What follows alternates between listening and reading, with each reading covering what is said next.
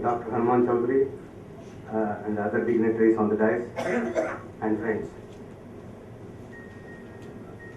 Mr. Venkatesh, electrified in his inimitable style. I have heard him before. And what I have proposed to present in the context of the US sovereign debt downgrade and what it means to India, I would like to present a somewhat different perspective in terms of the conclusions, at least. Since I will have only 20 minutes, I'll try and read out because that would help to put across my propositions better. The India's chief economic advisor stated that there are three key numbers in the context of the Indian economy for 2011-12, namely the fiscal deficit, the revenue deficit, and the government's borrowing program, which, according to him, at this point in time, will be as per plan. Fiscal deficit is at around 4.6% of GDP against their earlier estimate of 5.1%. Captains of industry see that the Indian corporate sector is better placed, better prepared to face the consequences of this aftermath of the sovereign debt downgrade, mainly on account of the lessons learned after the global financial meltdown of 2008. The finance minister has placed the GDP growth projections at 8.2% for the current fiscal. But the major worry in the Indian context is the inflationary spiral, and particularly the unacceptable levels of food and primary products inflation for whatever reason, supply side, demand side, whatever side, but the fact is that they are unacceptable levels of food products and primary product inflation, which is expected to come down by 6% by March 2012 from near double-digit inflation of 9.94% earlier this year. Stock markets have reacted quite sharply after the downgrade on the 5th/6th August. So I don't know how far, if it is the American situation it was 5th, if it is the Indian calendar it is the 6th. Stock markets have reacted quite sharply to this downward trend. And after the announcement of the downgrade on the 5th/6th from AAA to AA+, the reaction in the Indian context was more symbolic because the US downgrade was an inevitable conclusion given that country's unacceptable debt levels. I think we have talked enough about that. But the last straw on the camel's back was provided by the standoff between the White House and the Congress that culminated in a last-minute deal increasing the debt cap and averting a virtual bankruptcy situation in the short term. And this happened on the 1st of August. The portent signal was that in the context of most powerful nation in the world, there is weakness in reconciling economic and political issues. We talked about geopolitics and geoeconomics, even at the cost of nation. The fear of a double depression, which is also being talked about in the US, will most certainly have its implications, at least from an Indian perspective, on Indian IT and ITES.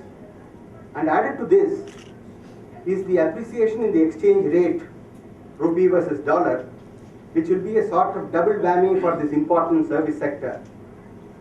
The rest of Europe, about which I will also talk, and I will also talk about Japan, which has also gone into some relevant events from the 24th of August, with the Prime Minister resigning, which also I will talk about, because there is a necessity to look at France, Germany, UK, and also Japan in the context of when we talk about US, because there are some parallels that we could draw. The rest of Europe is also under strain and the GDP growth in the Western world is projected to drop. Weakness in economic growth may be the most likely trigger of future downgrades, but there is unlikely to be an immediate reaction by the rating agencies. Rating outlook for UK and France is stable, and there is no downgrade expected for these countries in the next 2 years. The fundamentals can, of course, change, and a significant and sustained economic downturn seems the most likely trigger. While it is clear that many AAA rated countries, we talked about them, Dr. Hanuman Chaudhary mentioned about the Gurumurthy article which came on the 13th of August. While it is clear that many AAA rated countries have seen their fiscal position deteriorate, there is considerable lack of clarity as to where the line between AAA and AA rating should be drawn. And here I will spend a few minutes on this aspect. In their late 2009, Moody's, another rating agency, we have been talking about S&P, stressed that because a sovereign issuer can, in extremis, improve their own creditworthiness via taxation, AAA, the extent to which there is debt inconvenience rather than intolerable debt. This is how they try to differentiate. Debt as an inconvenience versus debt being intolerable as the difference between AAA and AA. Thus, the issue comes down to more than just level of debt.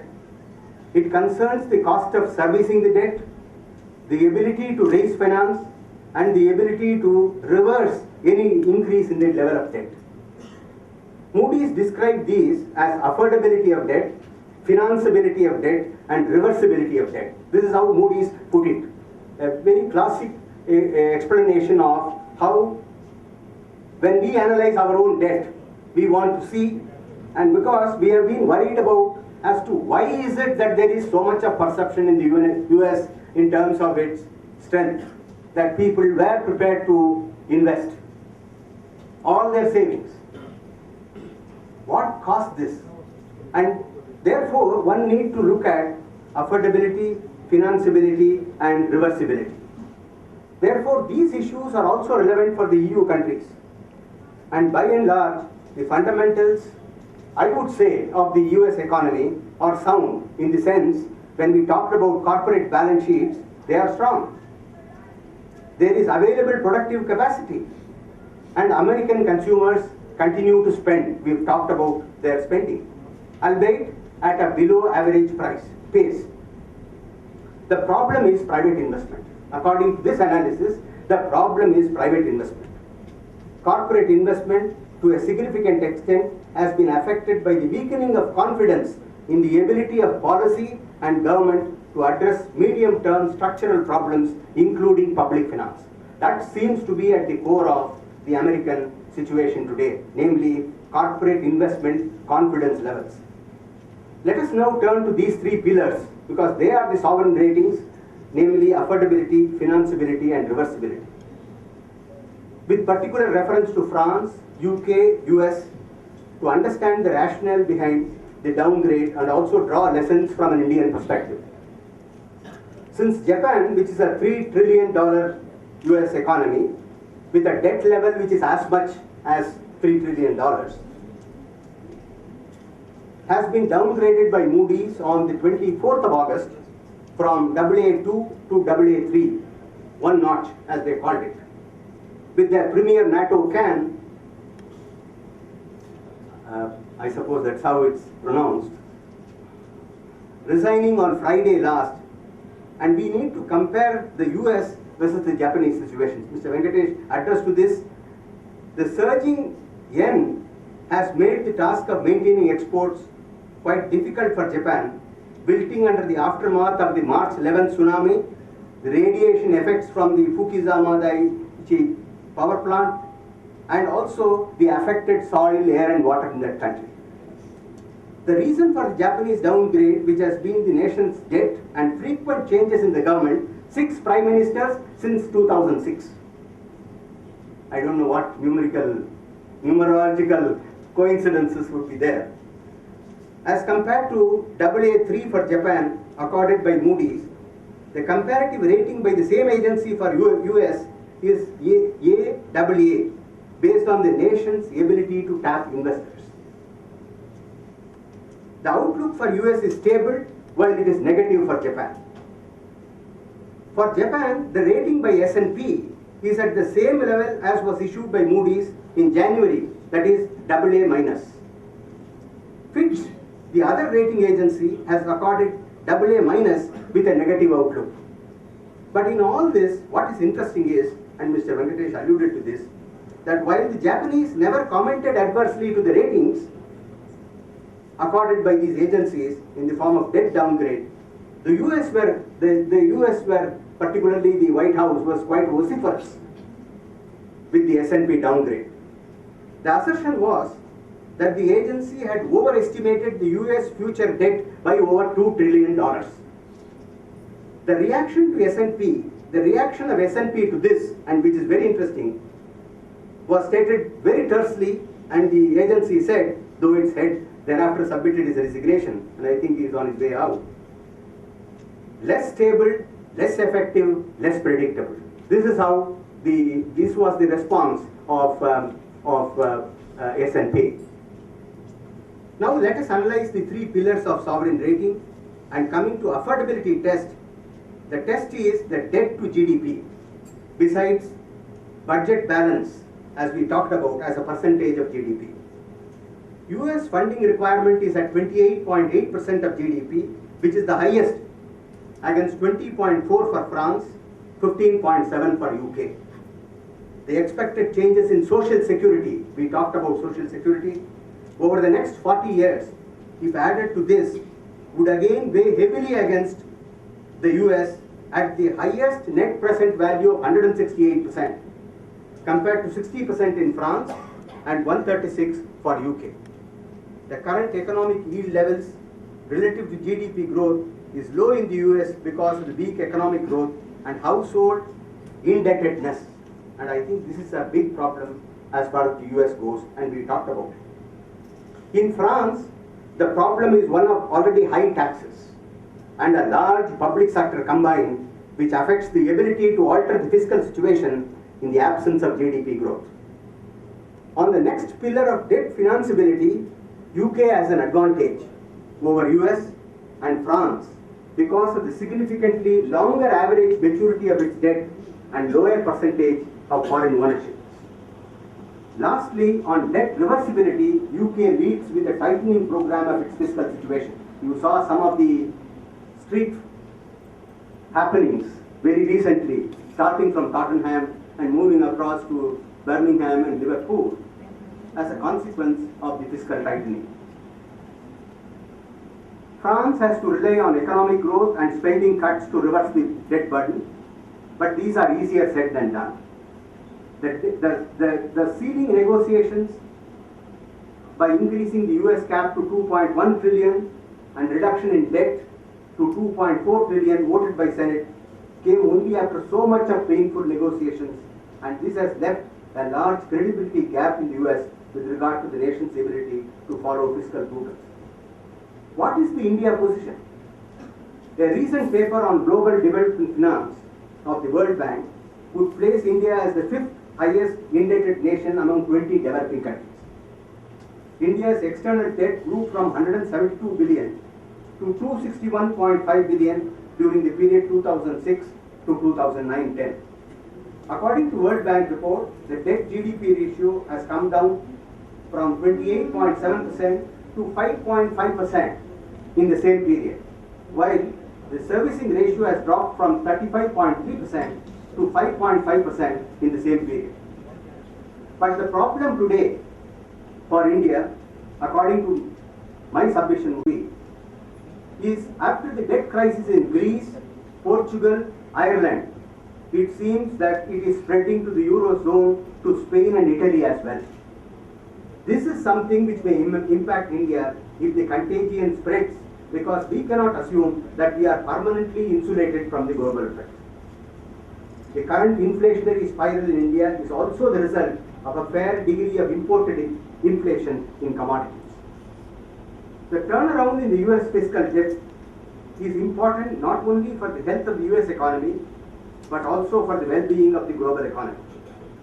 The downgrade is therefore a clarion call for both the US authorities and the global economy to confront the issues of US fiscal deficit more realistically. Given the importance of US in the world economy and the reserve currency status of the US dollar, Dr. Hanuman Chaudhary mentioned about that, it is clearly in the global interest that US effectively addresses its fiscal challenge and that the global economy does what it has to help the US economy achieve its fiscal consolidation and return to health. We talked about our culture, we talked about our tolerance, we talked about harmony. I think one of the key things that we need to do as part of this part of the East Asian economy is to look at the reality and see not how America can go down, but to see how we can help America, because otherwise there is going to be, in my view, a serious issue which would remain unaddressed. US today is more than 25% of world GDP, and from an India perspective, during January-May 2008, the exports on an average to US were $12 billion per month, and this has grown to 16.6 per month in the same period in 2011. India's exposure to US debt, which was talked about, 41 billion, 14th largest holder of US treasuries, and China 1.15 was also mentioned. For India, a recession in the West would be a short-term benefit, since commodity and crude prices would come down, giving the much-needed respite from the inflationary spiral. Also, the government has placed reliance for the growth momentum on domestic consumption and domestic growth in the local market, depending on global developments. Secondly, foreign exchange reserve management. Therefore, the foreign exchange reserve management becomes important, and these economies, from an India perspective, should go in for slow and graduated readjustment. Three things are required. In the Gurumurthy paper, he talks about penetration, he talks about foreign exchange reserves, and he also talks about the aspect of how to really address the issue relating to trade. But three essential things are required.